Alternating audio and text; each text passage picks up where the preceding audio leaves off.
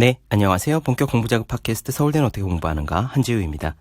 우리는 지금 사쿠라이 쇼이치 후지타 스스무의 오늘 지배하다 보고 있습니다. 이제 거의 우리 이야기도 마지막을 향해 가고 있어요. 이 책에는 아직 제가 이 방송에서 나누어 드리지 않은 테마들이 가득합니다.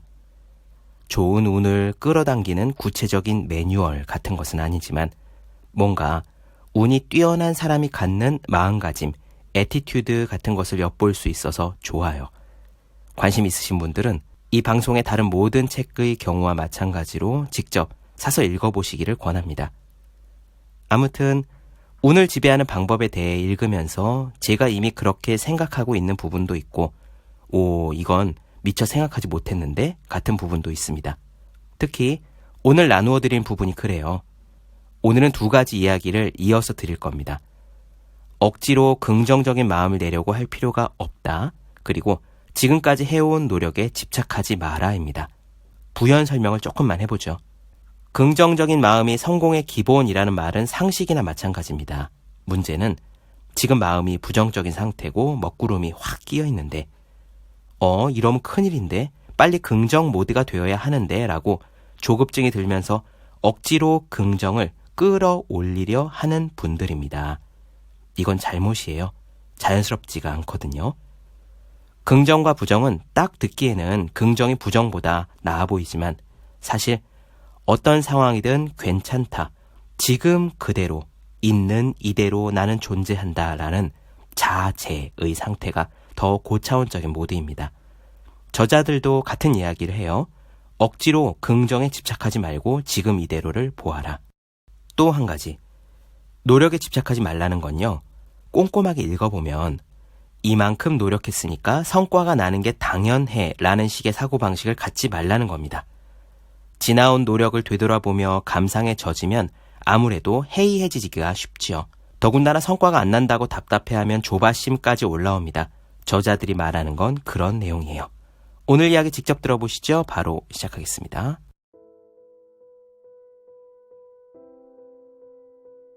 얼마 전 어느 자리에서 처음 만난 사람이 사쿠라이 씨는 기본적으로 긍정적인 사고방식을 가지고 계시겠네요? 라고 물었다.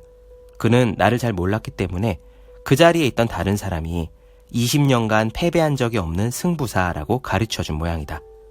승부사란 긍정적으로 사물을 파악하고 운이 따르고 승부에서 이기고 하는 이미지를 가진 사람이었던가 보다. 참으로 단순한 연상법이지만 확실히 무엇에 대해서든 적극적으로 생각해서 행동하면 운이 찾아올 확률은 높아진다. 하지만 지나치게 적극적이어서 힘이 들어가면 운이 찾아오기는커녕 더 멀어져 간다. 단순히 긍정적으로 사고하기만 하면 운이 따른다는 논리는 아닌 것이다. 애초에 나는 긍정적인 사고방식의 소유자가 아니다. 뭔가를 적극적으로 목표로 삼아 행동하거나 생각하는 일이 거의 없기 때문이다. 그렇다고 해서 부정적으로 사물을 파악하거나 소극적으로 행동한다는 것도 아니다. 그때의 자연스러운 감정에 몸을 맡기면 된다는 자세로 살아가고 있을 뿐이다. 적극적으로 밝게 살아가는 것은 물론 나쁘지 않다. 무엇에 대해 적극적이냐에 따라 사정이나 가치가 달라지긴 하지만 늘 소극적이고 어두운 사람보다는 삶의 방식으로 보면 단연코 바람직하다. 하지만 긍정적인 사고가 지나치게 강하면 문제가 된다. 기분이 침울할 때 긍정적인 기분으로 전환해야 한다고 억지로 생각을 하면 마음이 상당히 무거워진다. 지나친 긍정적인 사고는 어두운 나는 본래 자신이 아니며 진정한 자기 모습은 밝은 나다라고 착각하게 만든다. 그렇게 되면 전자는 배제해야 하는 꺼림칙한 존재가 되어버린다. 하지만 사람의 날 것 그대로의 감정은 이성이 원하는 대로 조절할 수 있는 게 아니다. 억지로 조절하려고 하면 심한 내적 갈등이 발생해 마음만 소모된다.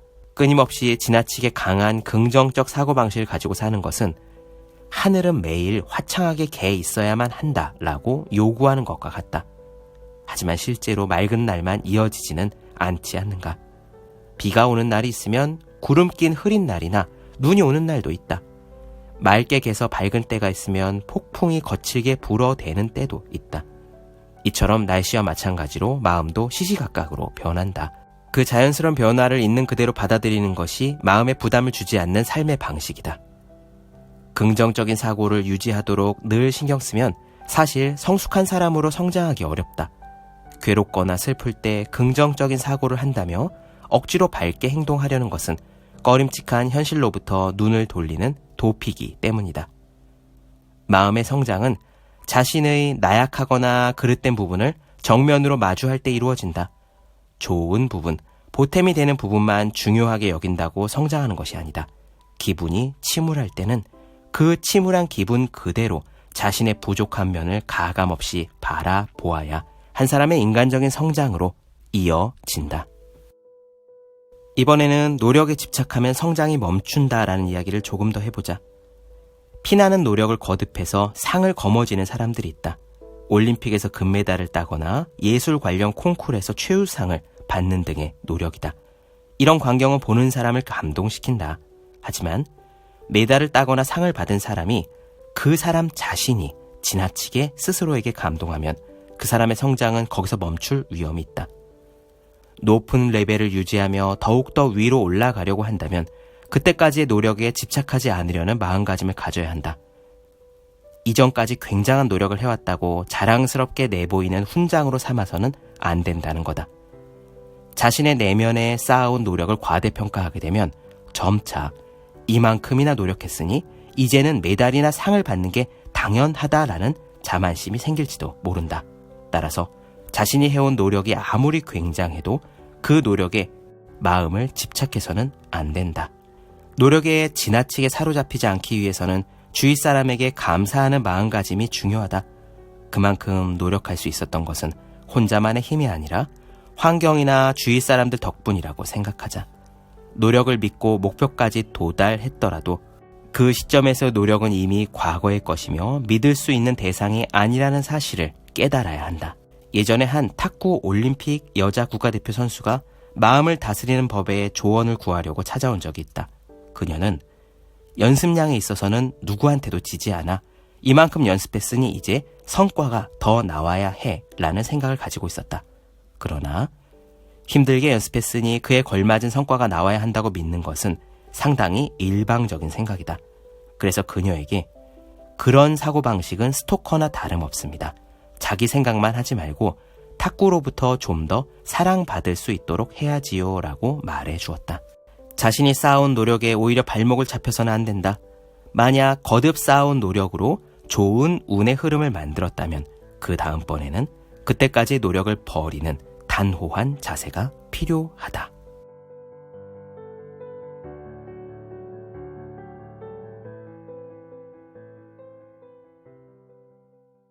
네, 본격 공부작업 팟캐스트 서울대는 어떻게 공부하는가? 사쿠라이 쇼이치 후지타 스스무 운을 지배하다 나눠드렸습니다.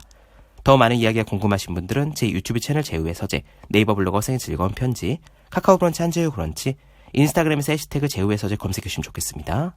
또 하루에 딱 5분 시간을 내서 오늘 할 공부의 마음가짐을 다지는 하루 5분 공부 가구, 공부하시는 모든 분들을 위해 어떻게 공부하는 게 효과적인 설명한 혼자 하는 공부의 정석, 그리고 해야 하는 일과 하고 싶은 일 사이에서 고민하며 쓴 제 첫 번째 에세이 노력이라 쓰고 버티기라 읽는, 아직 읽지 않으셨다면 꼭 한번 읽어보셨으면 좋겠습니다.